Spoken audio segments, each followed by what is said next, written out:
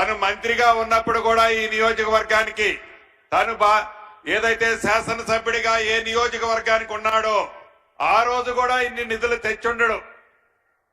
కాబట్టి మీ శాసనసభ్యుల యొక్క గొప్పతనం, పట్టుదల, ప్రజల పట్ల ఉన్న అంకిత భావం ఎలా ఉందో మీరందరూ కూడా గమనించవచ్చు. భవిష్యత్తులో ఇందిరమ్మ ప్రభుత్వం అంటేనే పేదోడి ప్రభుత్వం, పేదోళ్ల కోసం తాహతాలాడే ప్రభుత్వం, పేదోళ్ళ కష్టాలు తీర్చడం కోసం ఉన్న ప్రభుత్వం ఇందిరమ్మ ప్రభుత్వం.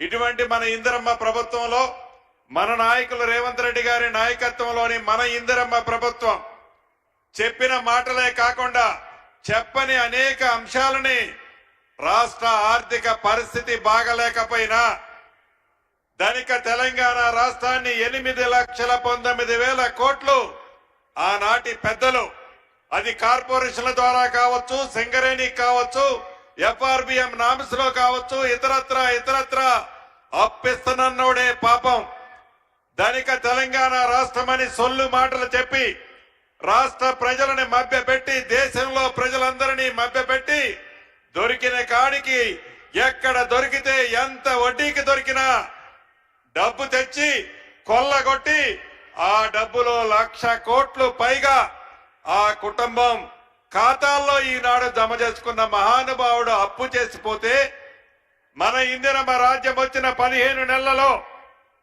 1,58,000 కోట్లు అప్పు చేస్తే 1,54,000 కోట్లు అప్పుకి సంబంధించిన అసలు మిత్తి కడితే ఆ పెద్ద మనిషి అంటాడు, మీరు 15 నెలలలో 1,58,000 అప్పు చేశారు, 10 ఏళ్లలో 15 లక్షల అప్పు చేస్తారు అని అంటాడు.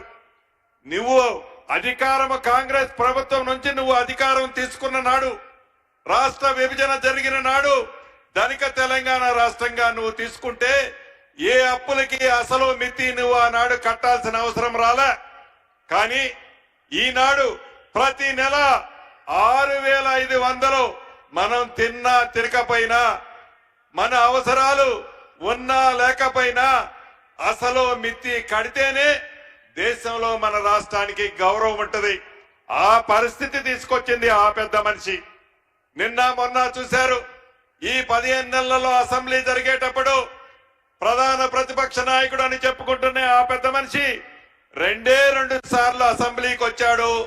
నోరు ఇప్పితే ఏ ముత్యాలు రాలతాయనో, ఆ మాట్లాడితే నిజాలు ఎక్కడ చెప్పాల్సి వస్తుందనో అసెంబ్లీకి రాడు. అసెంబ్లీకి వస్తే సమాధానము ఉండదు. ఇక వాళ్ళ తొత్తుని కౌరవ సైన్యాన్ని అసెంబ్లీకి పంపిస్తాడు. మొన్న చూశారు మీరందరూ, దళిత స్పీకర్ అని కూడా లెక్క చేయకుండా అహంకార పూరితంగా బీఆర్ఎస్ పార్టీ నాయకులకి సూచనలు ఎవరిస్తారా అంటే ఆ పెద్ద మనిషి కేసీఆర్ గారు ఇస్తాడు. ఆ సూచనల ప్రకారం అహంకార పూరితంగా దళిత స్పీకర్ అని కూడా చూడకుండా ఎలా అసభ్యంగా మాట్లాడారో తెలంగాణలోని ప్రతి బిడ్డ గమనించాడు. అదే వారి పరిపాలన చేసే నాడు మన శాసనసభ్యులు, కాంగ్రెస్ శాసనసభ్యులుగా కోమటిరెడ్డి వెంకటరెడ్డి గారు మిగతా మిత్రుల్ని వట్టి పుణ్యానికి శాశ్వతంగా శాసనసభ సభ్యత్వమే ఆనాడు రద్దు చేశారు. నిన్న మొన్న గౌరవ ముఖ్యమంత్రి గారు ఈ రాష్ట్రంలో జరుగుతున్న పరిస్థితిని గురించి, ప్రధాన ప్రతిపక్ష పాత్రని ఆ పెద్ద మనిషి ఎలా నిర్వహిస్తున్న దాని గురించి అనేక విషయాల గురించి క్షుణ్ణంగా చెప్పారు. కానీ అది వినే ఓపిక కూడా లేదు. వారు చెప్పేది తప్ప మన వినాలి తప్ప మనం చెప్పేది వాళ్ళు వినే ఓపిక వాళ్ళకి లేదు. అదే ఎక్కడ వినాల్సి వస్తుందో అని, ఎక్కడ నిజం చెప్పాల్సి వస్తుందోనని అసెంబ్లీ నుంచి ఎప్పుడు గేటు దాటి బయట సొల్లు మాటలు మాట్లాడాలని తాపత్రయపడుతున్నారు బావమరుదులిద్దరు. ఇది నిజం. తెలంగాణ ప్రజల ప్రతినిధి గమనిస్తున్నారు. నిజం. ఎన్నికల ముందు ఆనాటి పిసిసి అధ్యక్షులు గౌరవ ఈనాటి ముఖ్యమంత్రి రేవంత్ రెడ్డి గారు మేమందరం ధనిక తెలంగాణ రాష్ట్రమని నువ్వు చెబుతుంటే రాష్ట్ర ఖజానాలో ఎన్ని వేల కోట్లు నిధులున్నాయనో మేము అనుకున్నాం. పరిపాలనలోకి వచ్చిన తర్వాత తెలిసింది నీ అసలు భాగోతం.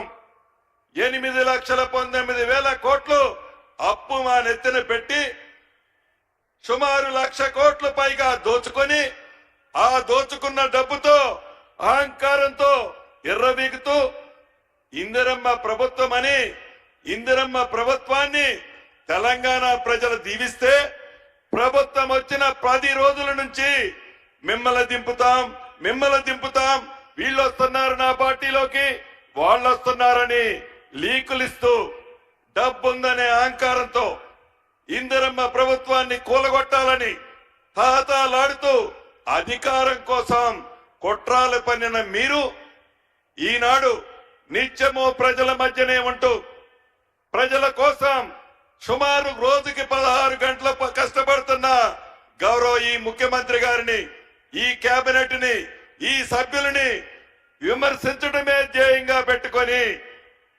గుడ్డ కాల్చి మీదేయడమే ధ్యేయంగా పెట్టుకొని అభివృద్ధిని మంచనే సంస్కృతి లేకుండా అభివృద్ధిని అభినందించకపోయినా కనీసం ఇంగిత జ్ఞానం లేకుండా ఏ రకంగా ఈ గడిచిన 15 నెలల నుంచి ఎలా నడుస్తున్నారో మీరందరూ గమనిస్తున్నారు. 2 సార్లు బుద్ధి చెప్పారు, అసెంబ్లీలో చెప్పారు, పార్లమెంట్ లో గౌరవ ముఖ్యమంత్రి గారు అన్నట్లు పెద్ద గుండు సున్నా ఇచ్చారు. అయినా సిగ్గురాల. అయినా 2 సార్లు కర్రు కాల్చి ఓతబెట్టినా ఇంకా జ్ఞానం రాల. ఊహల్లో తేలుతూ మళ్ళీ మేమే ప్రభుత్వం వస్తుందని పగటి కలలో కంటూ కాలయాపన చేస్తూ ప్రజలను మభ్యపెడుతూ ఈనాటి ప్రతిపక్షం ఎలా నడుస్తుందో మనం చూస్తున్నాం. ప్రతిపక్షం అంటే ప్రతిపక్ష నాయకుడు అంటే అసెంబ్లీకి రావాలి. అపారమైన అనుభవం ఉందని చెప్తున్నాడు ఆ పెద్ద మనిషి. 80,000 పుస్తకాలు చదివానని చెప్తుంటాడు ఆ పెద్ద మనిషి. ఏ రోజైనా అసెంబ్లీకి వచ్చి ఇలా చేద్దాం అలా చేద్దామని ఏ రోజు సూచనలు ఇవ్వలా. ఎక్కడైతే విధ్వంసం జరుగుద్దో, ఎక్కడైతే ప్రమాదం జరుగుద్దో, ఎక్కడైతే ఇబ్బంది జరుగుద్దో అక్కడికి పోయి డాన్స్ చేస్తుంటారు ఆనందంతో. అంటే వారి ఆలోచన ప్రజలు చల్లగా ఉండాలన్నది కాదు. ఇందిరమ్మ ఆలోచన, ఇందిరమ్మ ప్రభుత్వం యొక్క ఆలోచన ప్రజల కోసం తాపత్రయపడుతుందన్నది వాళ్ళు మర్చిపోయి దొర పోకడతో, దొర ఆలోచనతో, దొర అహంకారంతో ఎలా నడుస్తున్నారో మనకు తెలియంది కాదు. ఉదాహరణకి అభివృద్ధి మేం చేశాం అంటున్నారు. వరంగల్ ఎయిర్పోర్టు మీరు 10 సంవత్సరాలు పరిపాలించిన నాడు కనీసం జిఎంఆర్ ఎయిర్పోర్ట్ నుంచి క్లియరెన్స్ తీసుకురావాలని ఆలోచన గాని ఇంగిత జ్ఞానం గాని లేని మీరు మీ పరిపాలన ఇందిరమ్మ ప్రభుత్వం గురించి, గౌరవ ముఖ్యమంత్రి రేవంత్ రెడ్డి గారి గురించి